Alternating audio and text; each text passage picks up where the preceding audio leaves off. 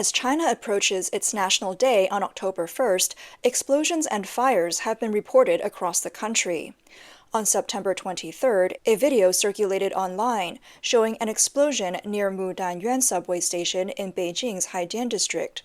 Thick smoke filled the air, drifting into the sky as people scattered in all directions. Many cars and electric bikes were parked nearby. The area has been cordoned off, and there are no official reports yet. The cause remains unknown.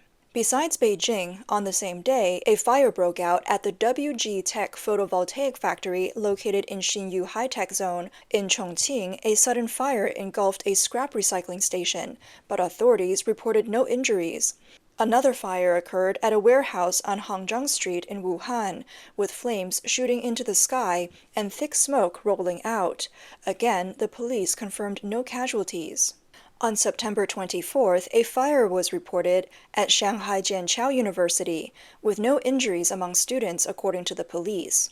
The next day, on September 25th, multiple shops in Qingdao were engulfed in fires accompanied by explosions, though officials again stated there were no casualties.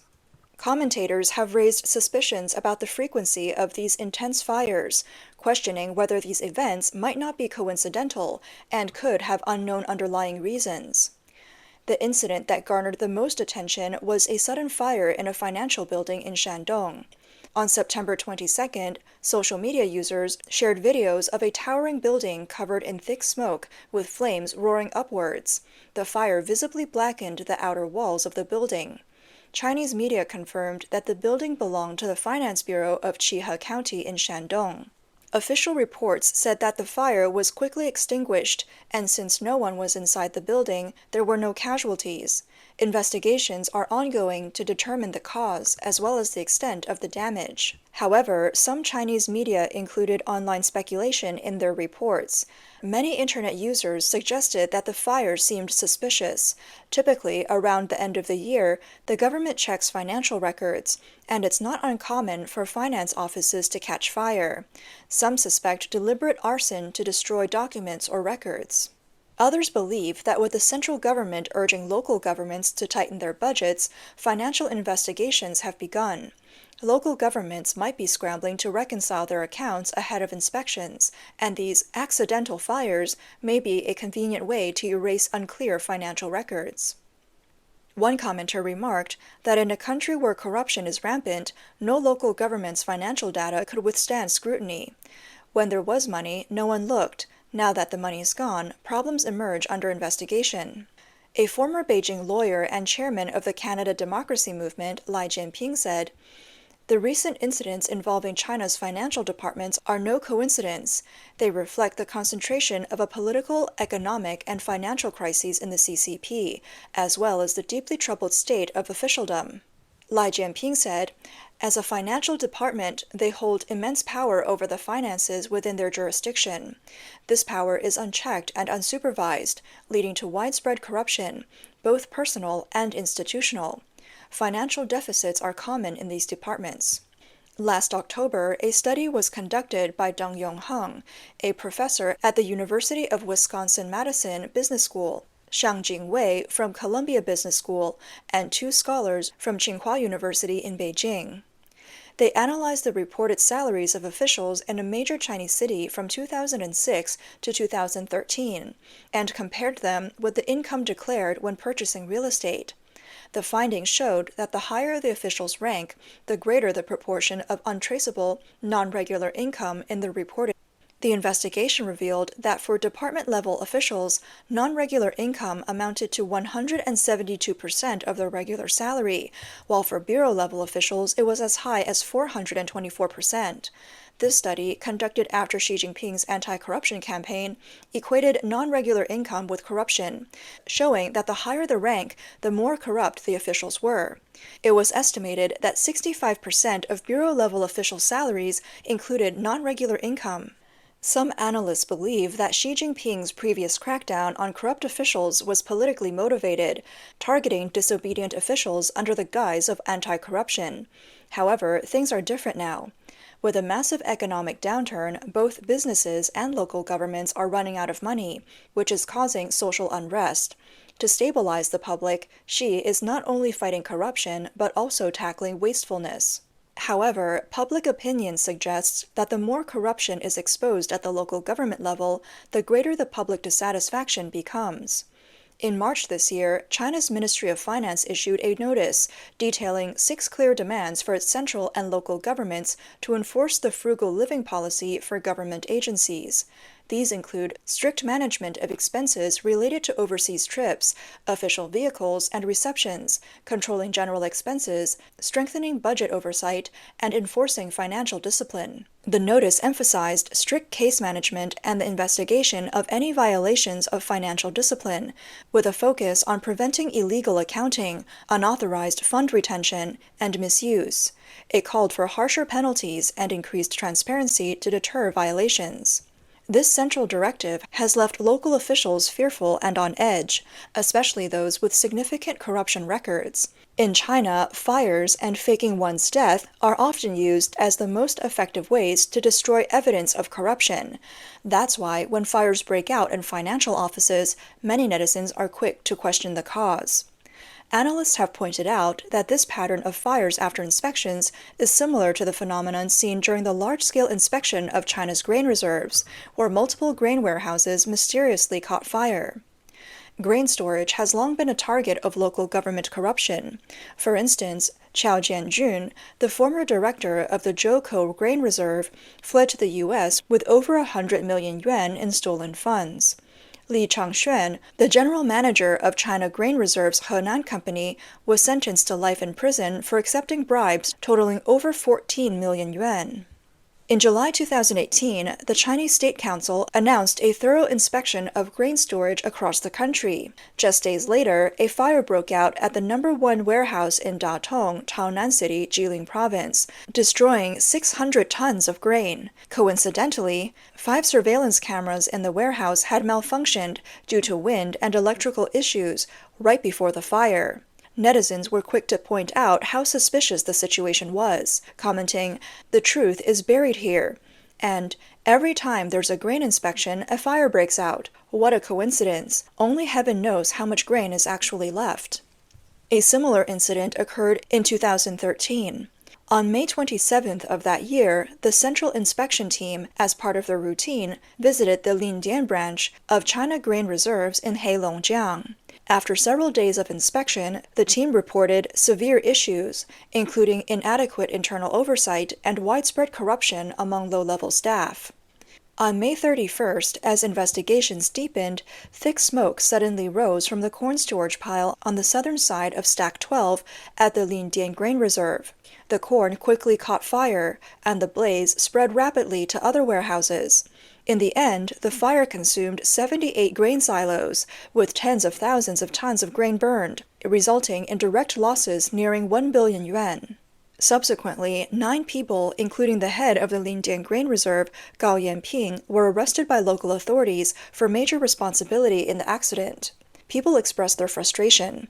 Every time there's an inspection, a fire breaks out, and with the fire, all the evidence disappears. Whether or not there is grain in the warehouse is hard to say. Once a fire breaks out, all responsibility is pushed aside, and the evidence is burned away. With the fire, all clues about corruption vanish.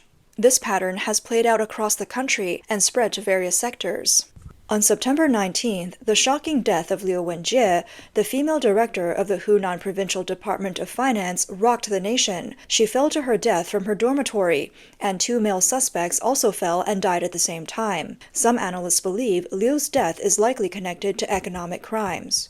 However, the police issued a statement categorizing the case as a robbery. According to their report, 2 gamblers, heavily in debt, broke into Liu's residence, tied her up, and killed her. The 2 suspects tried to escape from the 12th floor by sliding down using curtains, but fell to their deaths. The suspects were identified as 31-year-old Jiang Yihui and 35-year-old Jiang Hui. The police statement specifically noted that there was no prior connection between Liu and the 2 suspects. U.S.-based scholar Deng Yuwen wrote an article for Voice of America, stating that it's clear that the local authorities in Hunan are trying to control the narrative, conveying the message that this was a simple criminal case to dispel any wild speculation linking the case to corruption or infighting. Deng suggested that the authorities' primary aim is not to protect Liu's reputation or that of her family, but rather to safeguard the image of the entire bureaucratic system, despite the fact that its credibility is already deeply eroded in the eyes of the public. However, public opinion has raised numerous doubts about the police report, with some suggesting that Liu Wenjie might have been silenced to prevent her from exposing the truth. According to insiders, Liu was very familiar with the two suspects and had financial dealings with them. She had personally guaranteed their real estate investments, leaving behind a 60 million yuan financial dispute. The two men had visited Liu to demand repayment, but a group of unknown individuals blocked the door, and how the situation ended with all three falling to their deaths remains a mystery. Many online commenters questioned the story. If they had no connection, why would they go to her? Others asked, what does holding Liu hostage have anything to do with gambling debts? Why are local authorities so eager to cover up the truth? What could have driven all three individuals down this deadly path? There are rumors online that the truth behind Liu Wenjie's death is deeply hidden, possibly tied to Li Weiwei, the former chairwoman of the Hunan Provincial Political Consultative Conference who was ousted in July. This is seen as a case of infighting among officials and a brutal confrontation between the public and the bureaucratic elite. Public records show that Li Weiwei worked in Hunan for nearly 40 years, holding positions such as Minister of the United Front Work Department and Secretary of the Hunan Provincial Political and Legal Committee. In 2016, Li was appointed chairwoman of the Hunan Provincial Political Consultative Conference, reaching the rank of minister. In July of this year, she was removed from office, becoming the first female official of ministerial rank to be ousted since the 18th National Congress of the CCP. Before Li's downfall, 3 of her subordinates were investigated for family-style corruption, using their positions to benefit relatives and friends in business dealings, hoarding national resources, and accepting large amounts of illicit funds. One of those officials was Yi Pengfei, vice chairman of the Hunan Provincial Political Consultative Conference, who was investigated in February 2023. According to China's Supreme People's Court, Yi took bribes totaling more than 80 million yuan over 20 years. While serving as mayor of Huaihua, he was infamously linked with the city's party secretary, Li Yilong, with people jokingly calling them the lustful secretary and the gambling mayor.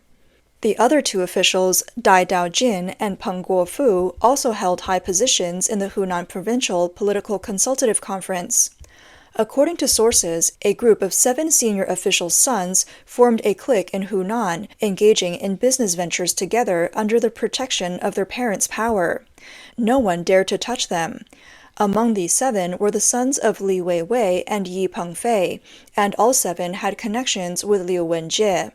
As the director of the Hunan Provincial Department of Finance, Liu likely held evidence of these senior officials' corruption. According to an insider, Liu Wenjie's husband, a former police officer, kept her work notes in his office, which detailed the illegal activities of the top officials in the local government. As the director of the Provincial Department of Finance, Liu's case could trigger significant political upheaval. Commentators pointed out that during times of economic prosperity, everyone made money, but as the economy falters, business people without political connections may take drastic measures to prevent their interests from being swallowed by the powerful elite. Cai Shenkun, a political commentator based in the U.S., posted on X stating, "Many construction projects rely on the Provincial Department of Finance for payment, but now even the god of wealth has run out of money. This affects many parties, intensifying conflicts. The people of Hunan have always been bold and have a tradition of challenging local government institutions." Cai added, "The Director of Finance is often one of the most important officials in provincial governments, holding significant power. Provincial party secretaries and governors frequently rely on them. There must be hidden truths behind Liu Wenjie's murder. As the keeper of the government's financial secrets, her death will have a major impact on Hunan's political scene." U.S.-based scholar Deng Yuwen wrote in Voice of America that this instance of mutual destruction in Hunan shows a growing sense of resistance among the public, making authorities anxious. Deng cited the ancient saying, "When people no longer fear death, how can death be used to intimidate them?" He suggested that when the public's resistance reaches this level, it becomes the scenario most feared by Chinese officials, especially those who view citizens as expendable. As more people adopt a mentality of fighting to the death, resistance to the government will become fiercer, potentially sparking a large-scale uprising.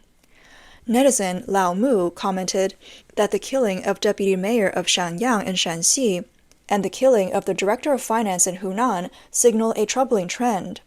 The phenomenon of officials being killed has spread from village-level cadres to mid- and high-ranking officials, and there's a growing sense of dread among CCP officials who wonder if they might be next. Both of the suspects in Liu Wenjie's murder had their own businesses. One was reportedly a local business chairman, and the other a member of the County Political Consultative Conference.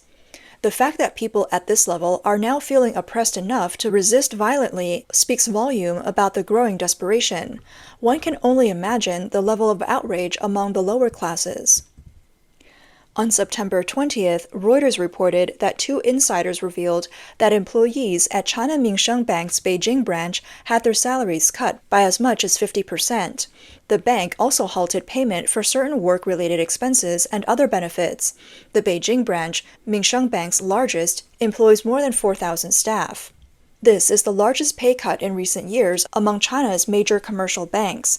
As China's economy slows and recovery remains weak, last year's official call for frugality aimed to alleviate the government's financial struggles. Local governments followed suit, and civil servants were the first to feel the impact. Amid company closures, rising prices, and increasing unemployment, those still employed face widespread pay cuts. Poverty is spreading across all sectors.